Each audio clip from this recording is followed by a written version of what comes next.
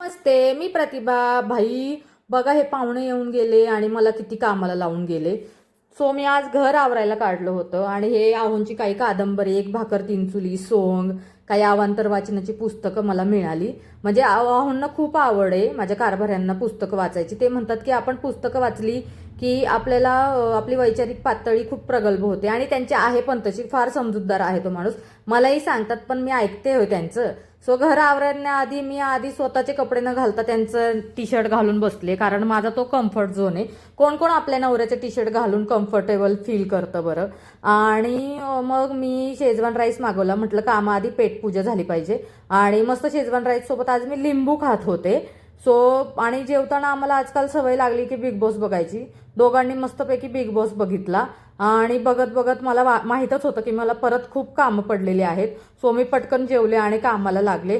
भाईसाहेब, मला एवढा कंटाळा येत होता, पण स्वतःला मोटिवेशन देत देत देत देत मी आधी आवरून घेतलं. म्हटलं आधी आहोंना बेड आवरून द्यावा, त्यांची कशाला बिचारायची माझ्यामुळे तारांबळ. आणि कचरा भरण्याआधी मी शक्कल लढवत होते की आहोंना कचरा टाकण्यासाठी कसं कन्व्हिन्स करू, काय करू.